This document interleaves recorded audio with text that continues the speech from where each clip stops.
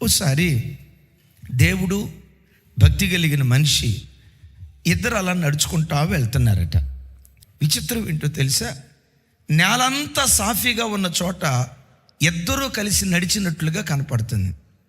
మొండ్ల తుప్పలు ఎదురైనప్పుడు, గాజు పెంకులు ఎదురైనప్పుడు, లోయలు ఎదురైనప్పుడు, నడవలేని స్థలాలు ఎదురైనప్పుడు ఒకే జత పాదముద్రలు నేల మీద కనపడుతున్నాయి. ఈయనకు అర్థం కాల. నేలంతా సాఫీగా ఉన్నప్పుడు దేవుడు నాతో నడిచినట్టున్నాడు, పరిస్థితులన్నీ బాగా ఉన్నప్పుడు నా ప్రక్కనే దేవుడు ఉన్నాడు, మరి ఈ గాజు పెంకులు ఎదురైనప్పుడు దేవుడు వదిలిపెట్టినట్టున్నాడే, ఈ మొండ్ల తుప్పలు ఎదురైనప్పుడు దేవుడు వదిలిపెట్టినట్టున్నాడే, నేల సాఫీగా లేని పరిస్థితుల్లో నా దేవుడు నన్ను విడిచిపెట్టినట్టున్నాడే. అసలు నా దేవుని తోడు నాకు కావాల్సింది ఆ గాఢాంధకారపు పరిస్థితుల్లోనే కదా, ఆ శ్రమల వలయంలోనే కదా, ఆ ఇబ్బందికరమైన పరిస్థితుల్లోనే కదా దేవుని తోడు నాకు కావాల్సింది. నా కష్ట స్థితిలో ఎందుకు దేవుడు నన్ను విడిచిపెట్టాడు అని దేవుని ప్రశ్నించడం ప్రారంభించాడు. దేవా, నేలంతా సాఫీగా ఉన్నప్పుడు నా ప్రక్కన నడిచావు, మొండ్ల తుప్పలు ఎదురైనప్పుడు ఒక్క పాద ముద్రే ఉంది, ఎందుకు అక్కడ విడిచిపెట్టేవయ్యా?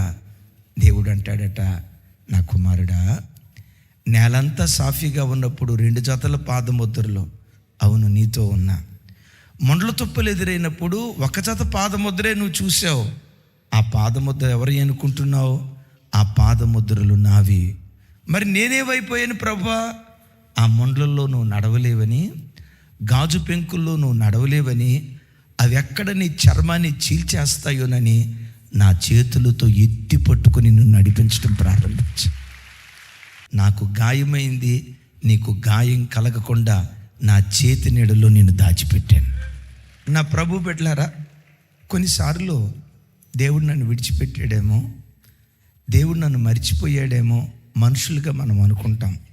నీకు తెలుసా, నీ కష్ట స్థితిలోనే మరి ప్రత్యేకంగా నీ వైపు తదేకంగా దేవుడు చూస్తాడు. శ్రమల మధ్యలో నలిగిపోయేటప్పుడు నీ వైపే దేవుడు చూస్తాడు. ఎందుకో తెలుసా? ఈ బిడ్డ ఏవని ప్రార్థన చేస్తాడో ఈ ప్రార్థన విని బిడ్డకు ప్రతిఫలం నేను దయచేయాలి. ఏవని నన్ను స్తుతిస్తాడో స్తుతికి తగినట్లుగా తన స్థితిగతులు మార్చాలి. ఏమని నా సన్నిధిలో విజ్ఞాపన చేస్తాడోనని శ్రమల మధ్యలో నువ్వు కొట్టమిట్టేటప్పుడు, బాధల వలయంలో చిక్కుకొని వేదనతో నువ్వు అల్లాడిపోయేటప్పుడు ప్రజలంతా నిన్ను చులకన చూపు చూస్తారేమో, కానీ నా దేవుడు నీ వైపే తదేకంగా చూస్తూ ఉంటాడు.